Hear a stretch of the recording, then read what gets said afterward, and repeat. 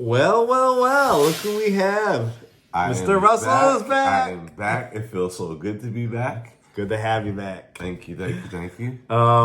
So what are we drinking tonight? You know what? It's been a rough month. Yeah. So we're gonna do Hennessy Black. Ooh, we run out the heavy hitters. Yeah, and a little bit of pineapple, just enough to, take the edge off. Let me taste. Let me see what it's like. So it's pineapple and Hennessy?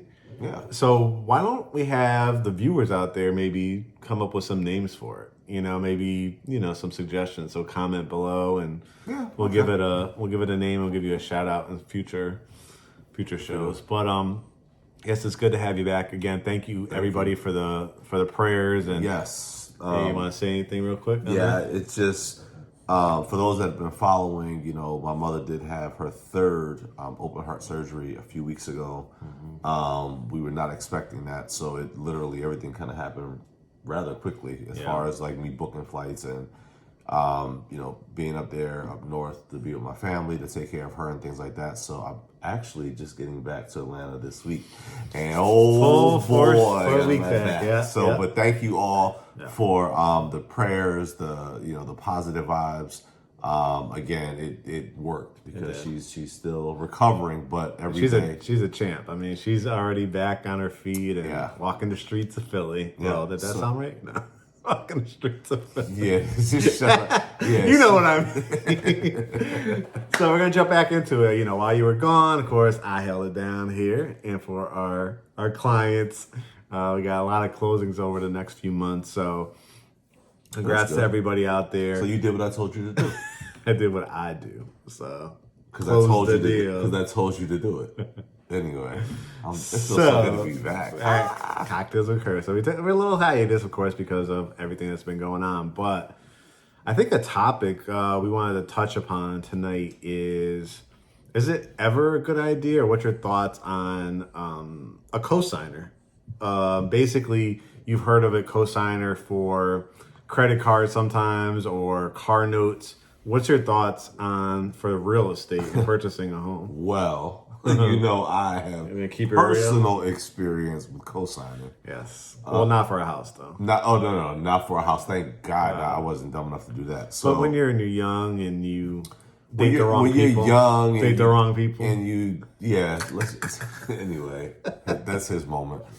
We won't go there. I will just say this: if you need a cosigner that is not your spouse, right, or longtime partner or significant other, that you really you have some sort of lifelong commitment to.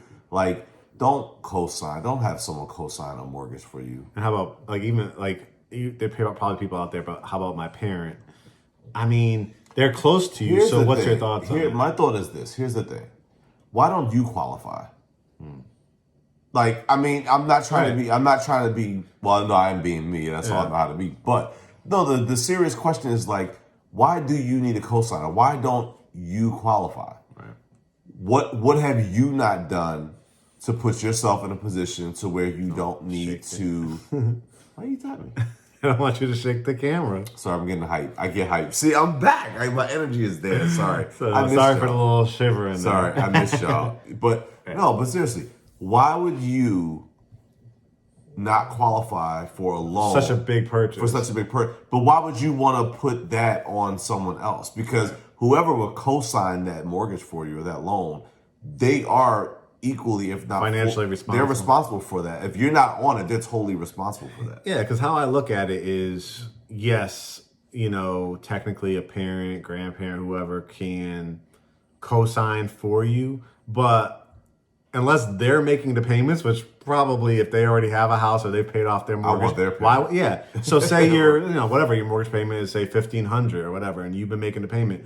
To me, it's no different than you really been renting, right? Because how do you work out when it's time to sell? Who gets that money? Like, I've been making the payments, but not only that, but not only that, you made a good point. So here's the thing, and again, it goes back to the question of why don't you qualify? Because here's the problem. People will say, oh, but I'm never going to qualify. I'm never going to have the down payment. I'm never going to have the credit. I'm never going to, right? So they think, well, instead of I don't want to keep paying rent, I want to have something because they hear our videos about establishing generational wealth. That's true. Which is all true. So they hear that and they think, you know what? Well, I can't get that, but I can ask somebody that's close to me to get that for me, and I'm still doing the right thing. I'm still going to own a home. I'm still going to have all these things. Wrong. Here's what all you're doing. All you're doing is you went from paying a landlord that you don't have a personal connection with, rent, not getting any tax benefits, not reaping any home ownership benefits, to now the person that co-signed that mortgage, they're the ones that are going to get all the benefits. You're paying you're making the mortgage payment for them. It's kind of like a rent. You're right. So you're still renting. Like technically you're on it, but like you're splitting the benefits of it. Sometimes it's like it could be, somebody outright has to sign for you and you're just living in a house and you're going to say you're a homeowner. Wouldn't you rather just do, I know personally, like I said, I mean, I'm probably a bad example, but I always go back to, how I was young when I purchased my first house at 23 years old. And I know that's not super possible in today's climate because of price points and stuff. But we do talk about the down payment assistance programs, the gifting of funds from a relative. That's different. Let's talk a little bit different about that. Gifting of funds, I think, is a good, a good resource of it, but co-signing. Because gifting funds, all that means is, hey, you know what? I'm a little short. So you could reach out to a family member or somebody that you're close to, and they can say, you know what? I'll give you this towards the purchase of your home. But that's different than somebody saying, I'm going to put my name on the loan of the home that you're going to live in. And when you make those mortgage payments, you're essentially making that mortgage payment so that I can continue to own the home. That is a difference. That's a difference. And then even you could work it out with a family member. Like you could basically, if they gifted you the funds. Good luck with that. No, but I'm saying like if they gifted you the funds, you could always make an arrangement to pay them back. But it's still your house. But it's still your house. It still has your name on it or your spouse. Because sometimes, hey, for strategic purposes, sometimes people alternate who's going to buy which property just for different reasons. But if you are in a situation where you just don't qualify to buy a home, then do the steps to qualify. Do the steps to qualify because the next best thing is not getting somebody else to qualify for you so you can live in their home and pay their mortgage. That's how I feel. It's not the end of the world, guys. We told you so many times, you could be put in a credit analyzer. So if credit is the issue, you have time. Like if your lease is up in 2 months, maybe you're just not ready in 2 months to buy a home, but maybe you'll be ready in 6 months to a year. Okay, I just want to say full transparency. This is my second one before we film, so I'm feeling it, and I'm just gonna say, go ahead. Well, everything that you're saying is true. I'm just gonna call people out on the bullshit. And if this applies to you, it applies to you. Hopefully no kids are listening. But this is Cocktails with Curt, so you shouldn't be listening with your kid anyway. But people need to be held accountable. People want something for nothing.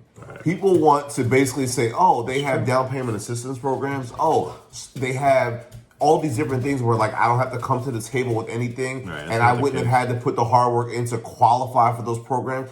People want something for nothing. So even when you're getting assistance to help you with your down payment or you're getting assistance with somehow helping you get into their home, people still want to cut a corner there and say, oh, I don't even qualify for that. I haven't even done the hard work to qualify for that. So now I'm going to cut another corner and then try to get somebody else to qualify for that program.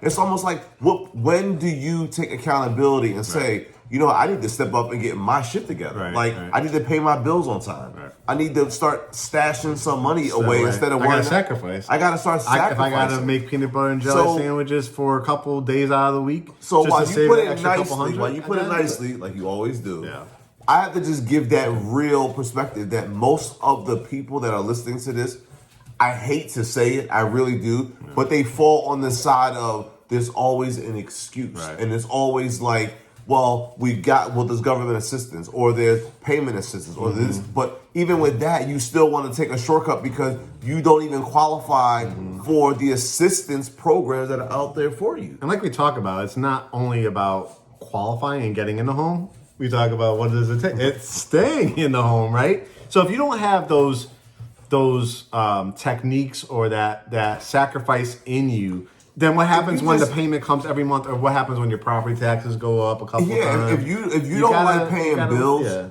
if you home ownership is not for you. You know what? Again, that's a good. These are hitting.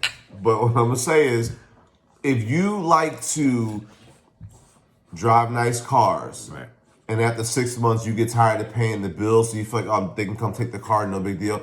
You shouldn't be buying a home. If you like to wear nice clothes and you run up your Neiman's charge card and then your mindset, oh well, I'll pay the minimum. I'll pay the minimum. Right. You shouldn't be buying a home, because buying a home is probably going to be the biggest investment that you will ever make. The biggest responsibility, the biggest reward. If your mindset is, oh, you know what, I don't feel like paying my bill this month, or I can't pay my bill this month, or whatever. If that's your mindset, you need to stay with renting, because at least with that, you can always go rent at another place. When you lose your home, that jacks your credit up completely. Yeah. So don't put yourself in a don't position. Don't let people fool you. You know, there's all this stuff about credit repair, or like you could go through bankruptcy and buy a house again, foreclosure, buy a house again. Yeah, you can, but again, those are for like real hardships. If you're just, you know, you needed a co-signer for irresponsible. anything, You're out here being irresponsible. I just feel like if you need a like we've always talked about, this is always about not downing people. It's about being real with people. There's a lot of agents, there's a lot of lenders out there that will be like, they don't care. I can get you. I can get you at 580. I can get you with no money down. You can have your cousin, your brother, your mother, your friend, your boyfriend co-sign for you, because they really are not going to care. No, they're just looking to get that. They want to get the deal done. Yep. However, they get the deal done. Right. Like, you think they really are going to lose sleep at night, knowing that you're about to lose your house. You're about to lose your house. You're messing up your grandmother's credit. Because you couldn't afford to get in the house to begin with, so now you done messed up your grandmom's or your aunt. You think they really care about that? No, they got that commission check and they're out of here. So I mean, we got a couple more minutes left before it cuts off. But in summary, what we really want to say, guys, is we have the tools. We've talked about this. If you are willing, ready, willing, and able, we did a couple videos on that, then you're going to do it without a cosigner. It might not be in 2 months. It might not be in 6 months. It might not be even in 2 years. But for most people, if you're paying rent and you're paying your bills on time and you have a job and you maybe have a little savings and contribute to your 401k, whatever the case may be, you're a good candidate. If everybody could do it, there wouldn't be no people renting homes, right? But it's a real risk reward, and that you have to realize that. So overall, co-signing, we don't suggest it. Yeah, just, be disciplined, sacrifice, and know what the goal is. And that feeling that you're gonna have when it's yours and it's in your name and it's your home. There's no better feeling than that. Right. So remember that. And we're talking to people that have in their past gone through financial hardships. And we could have, right? We have family and stuff, but we've never, Gotti, really. See, they hear the bullshit too. Yeah. They look at God. Even Gotti, the Frenchie, knows that it's bullshit out there. It's bullshit, but it's accountability. We're gonna wrap it up with that. It's accountability. Own your shit. If you set goals, see, that's this. What's he gonna say after? If you set goals, then sacrifice and grind until you achieve those goals. And if you don't, then you have to own the fact that you didn't do that, and it's only because you didn't do that. And I think in the next video we'll talk about something tied to this. But setting up my next video, and this is my show. Hey, you need your own segment. I keep telling you that. Anyway, cheers. Okay. When are you going back to Philly? Oh, really? Bye, guys.